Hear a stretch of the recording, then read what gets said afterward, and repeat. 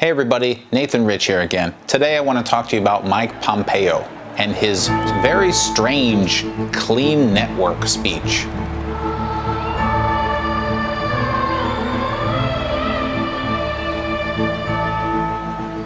It's no mystery who's behind the United States shifting into this very outwardly aggressive imperialist force recently. There's actually quite a few people behind this, but one of them is Michael Pompeo. Recently, he gave a speech that was pretty interesting. The speech, of course, was filled with a bunch of nonsense, but it is interesting to look at how the United States is starting to approach other countries and how it thinks about its own problems. So let's take a look at this pompous speech. Freedom-loving nations must come together to confront the CCP's aggressive behavior. So this is a very weird point that I hear a lot of anti-Chinese people pushing.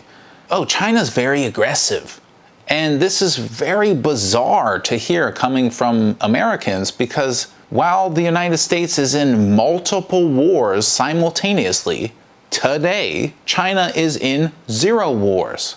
And so they try desperately to make China just, they're aggressive with this and they're antagonistic with this. And it's just this very, very sad, desperate attempt to make China seem like they're a big bully when there's very little evidence to support that, especially when compared to other big countries. The central idea of distrust and then verify, I think the world is coming to see as the right approach. I really hope that you're wrong about the world starting to distrust but verify, because this is usually the wrong approach towards friends, allies, or even acquaintances and associates. Normally what you want to do is be a little bit trusting and verify. In other words, trust but verify.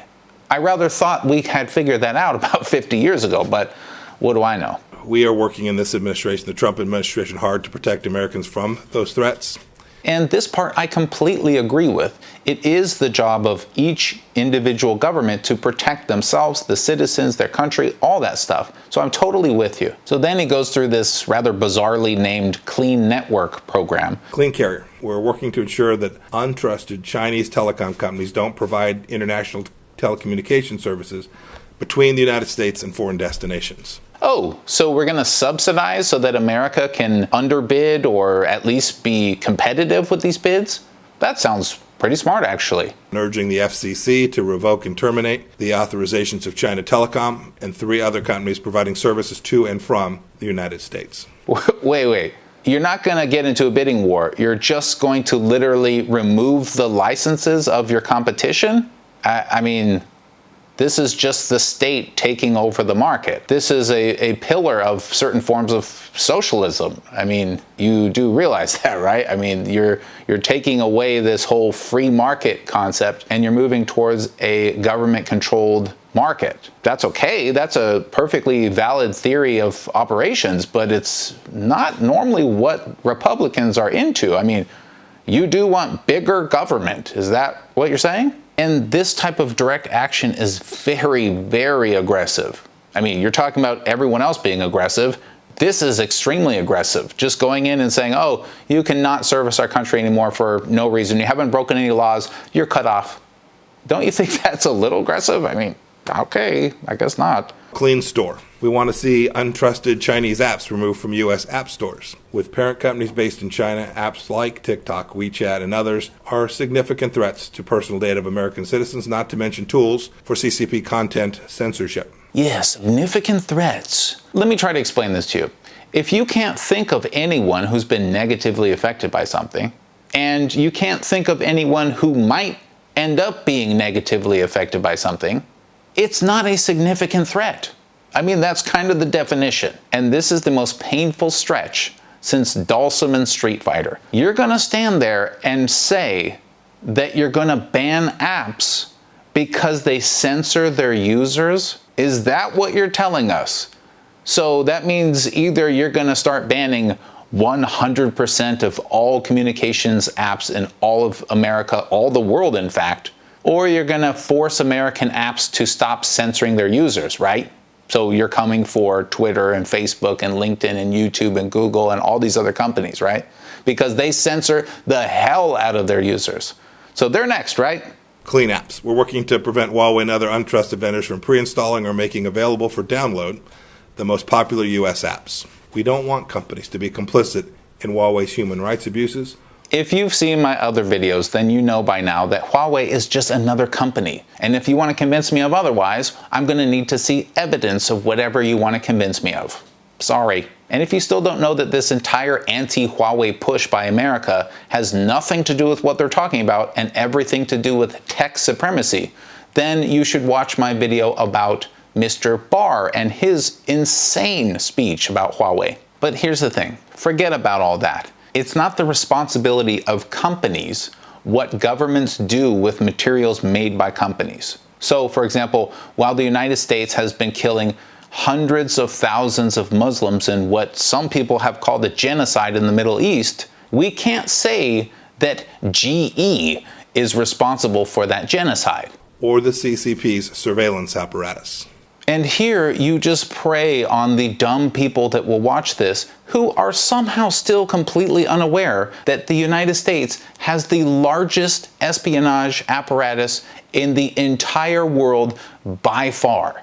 No one else is even close. And yet for some reason we're supposed to worry about the Chinese. It's like you want us to believe that there are Chinese spies floating up on rafts into the shores of California to kidnap people. This is ridiculous. This is just pre-wartime rhetoric. Clean cloud, we're protecting Americans' most sensitive personal information and our businesses' most valuable intellectual property from being accessed on cloud-based systems run by companies such as Alibaba, Baidu, China Mobile, China Telecom, and Tencent. And this whole clean cloud thing is yet another ridiculous passage. Anyone who understands technology knows that it's not even hard to hide all of the data of a machine from the cloud that's running it. This isn't even like a difficult task. This is a very normal thing. So to me, this just seems like some scam to push out more Chinese companies and get more American business. And again, maybe that's what you're trying to do, but why are you being so sneaky and sort of dishonest about it? I mean, why don't you just say, hey, you know what? We can't compete anymore, so we're going to push out Chinese companies. Then at least I would respect you. But the way you're going about this is just through fear and manipulation and scare tactics. Clean cable. We're working to ensure that the CCP can't compromise information carried by the undersea cables that connect our country and others to the global internet. I agree completely. I don't want any companies or any other countries or any governments or anything to be able to interrupt, interfere, probe, prod into, or spy on any of our overseas cables. I'm totally with you. Huawei Marine significantly underbids other companies on multiple procurements to connect Asia, the Pacific, Africa, and Europe using Chinese state-backed undersea technology. State-backed tech? You still haven't given us any proof that that's the case. And I'm just unwilling to listen to what you're saying without proof. I'm sorry, but I think after all this time of persecution against Huawei and China, the least you could do is give us some kind of proof. We can't allow that to continue. Okay, so the problem is underbidding, and you can't allow this to continue. I agree. Let's once and for all underbid them. Let's get competitive in the marketplace. I'm with you. We call on all freedom-loving nations and companies to join the Clean Network.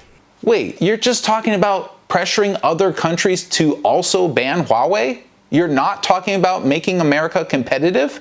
You're not talking about making America great again?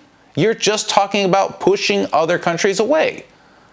Okay, I mean, how do Republicans get behind this? I really do not understand this. So when it comes to national security in any country, I'm all for it, right? To some point, I mean, obviously you got to take care of your own. But again, as usual, this is absent one key thing: proof.